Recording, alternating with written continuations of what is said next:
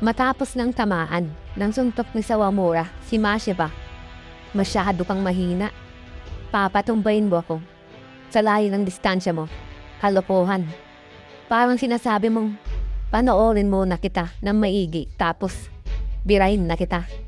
Kung si Mukonochi ay palaging sumusugod sa akin para mapabagsak niya ako. Sabi nga dito ni Sawamura na minamalit na nga niya dito si Mashiba. At sigaw nga dito si Mashiba habang pabagsak na ito.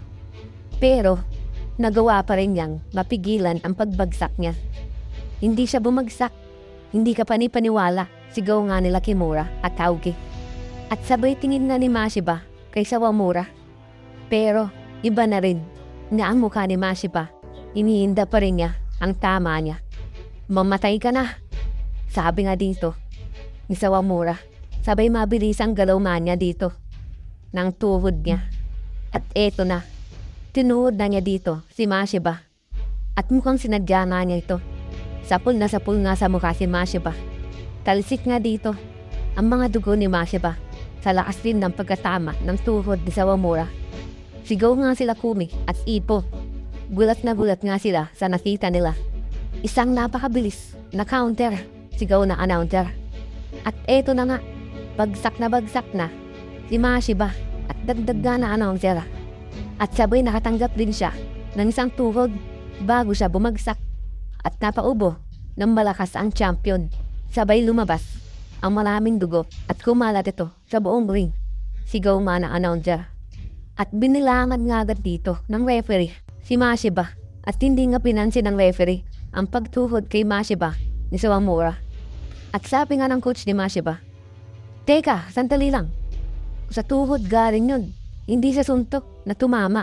Pagtataka nga ng coach niya. Pero tuloy-tuloy pa rin ang pagbilang ng referee. At eto na nga, nagalit na nga dito ang coach ni Mashiba. Kinakalampag na nga niya dito ang canvas. "Saan ka ba nakatingin, referee? Hindi yon, isang down. Isang foul yon. I-disqualify mo na siya." Galit na galit niyang sigaw ng coach ni Mashiba. Pero hindi ito pinapansin talaga ng referee. Pero sinadya niya talagang gawin yon. Hindi pwede. Tanggapin niyang pagbagsak niya na yan. Pagkagulat nga ni Tagaki. Aksidente lang ba talaga yon? O sinadya niya? Tanungan nga dito ng mga manonood. Pero tuloy pa rin ang bilang talaga ng referee. At sigaw nga dito ang announcer. At tuloy pa rin ang bilang. Hindi ba talaga nakita iyon ng referee? O ang hatol na talaga niya ng referee dun ay aksidente lang talaga? Sabi nga nito, "Kalokohan yan. Hindi namin matatanggap yan. Itigil mo na ang pagbilang mo, Leche."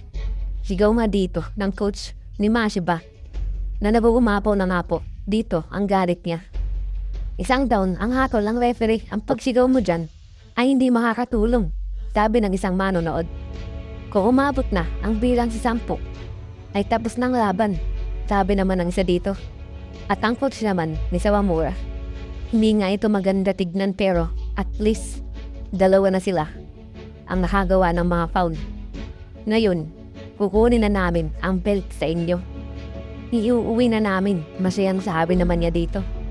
At nakangiti nga dito ni Sawamura, masayang-masaya nga siya sa nagawa niya kay Mashiba. Hindi na siya makakatayo pagkaalala nga dito ni Ippo. At bagsak pa rin dito si Mashiba. At nakatingin nga lang daw ito sa itaas at hindi pa ito gumagalaw. 7, sigaw ng referee. Sigawan na nga dito ang mga manonood. At napapaiyak na nga dito ang coach niya. At maging si Kumi na rin sinasabi ang pangalan ng kapatid niya. Pero eto na nga po. Bumangon na si Mashiba. Duguan na nga rin dito ang mukha niya dahil sa tama ng pagkatuhod. Wow! Nakatayo na ang champion. Nakatayo siya sa bilang ng 8, sigaw nga na announcer. At mukhang gusto agad nga rin sugurin dito ni Sawamura ang champion. Naka-fighting pose na nga ang champion. Mukhang handa na siya. Ulit simulan ang laban.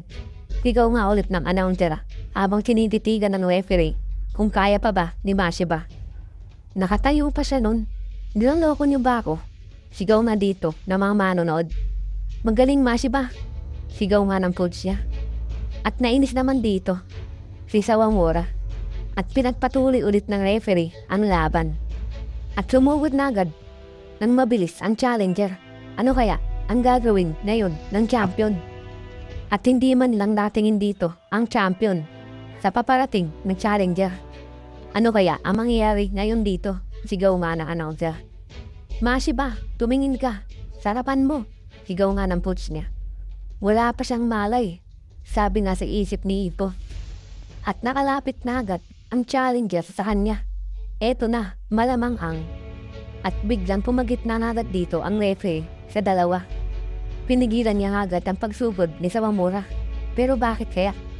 At tumulog na pala ang bell. Kaya pala pumagit na agad ang referee. Tapos na ang round 3. At saved by the bell na po dito si Mashiba. At bumalik na agad sila sa kanilang mga corner. Round 3, halos parang 9 na minuto na yon. Ibang klaseng laban na to.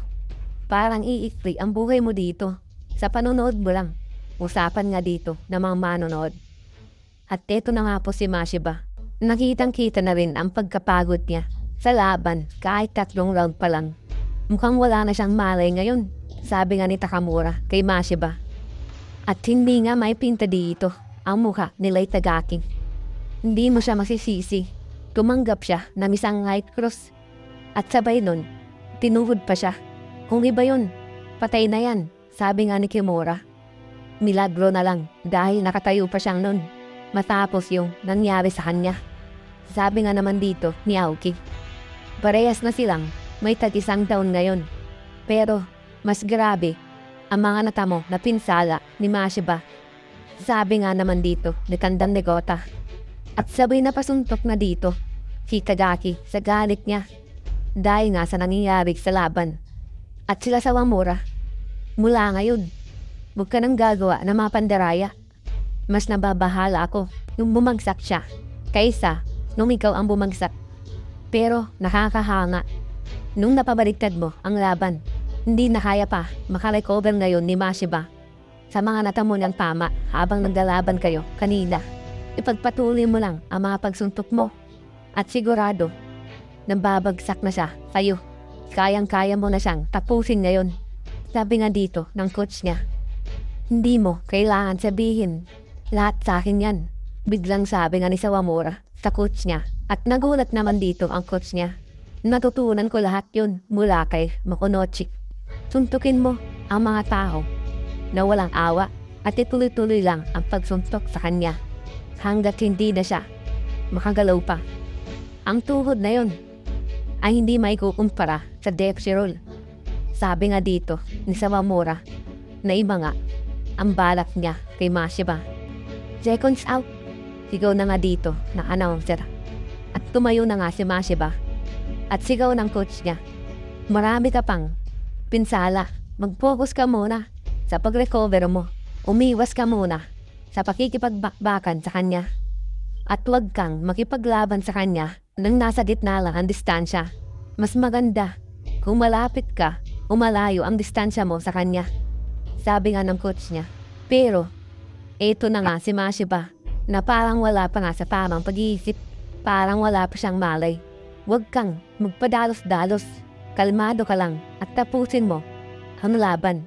Sigaw nga ng coach ni Sawamura. Hindi ko na siya pagbibigyan.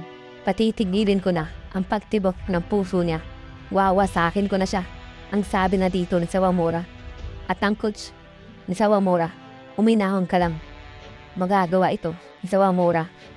Makukuha na niya ang belt. Ang nasa isip na dito ng coach niya. Malapit na, Sawamura. Gawin mo ang lahat. Sabi nga dito ni Mr. Kawabe. At simula na ang round 4. At sabi na announcer, matapos ang palitan ng bagsak ng last round, sino kaya ngayon ang unang babagsak sa round na ito? Sigaw nga nito. At nagsimula na dito si Mashiba. Ang Hitman style.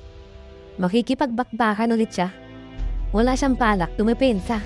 Sigaw nga ng manonood. Nagulat nga dito ang coach ni Mashiba. Eto na naman ang rhythm na ginagawa niya. Bakit? Nakita na yan ni Sawamura. Bakit naghihinip pa rin siya hanggang ngayon? Pagkagulat nga dito ni Ippo. Habang si Kumi ay walang tigil pa rin. sa pagbanggit ng pangalan ng kuya niya sa sobrang pag-aalala niya. At si Ipo, tama. Tama nga yun, sinasabi nga nito habang napayuuna rin. At nagsimula na si Mashiba. Isang mabilis na kaliwa at bagyang umatras lang si Sawamura. At matapos ngang bumalik ang kaliwa ni Mashiba, nainihintay lang naman ni Sawamura. At sinintay nga niya ulit ang pagsuntok ni Mashiba at sasabayan niya nga ito ng kanan. At eto nga po, sapul na ang ulo ni Mashiba. Isang counter na naman para kay Sawamura. At mabilis nga pong napaluhot agad si Mashiba sa lakas ng tama. At tuluyan na nga siyang bumagsak agad dito sa simula pa lang ng round 4. At dito po nagtatapos ang chapter 685. Maraming salamat po.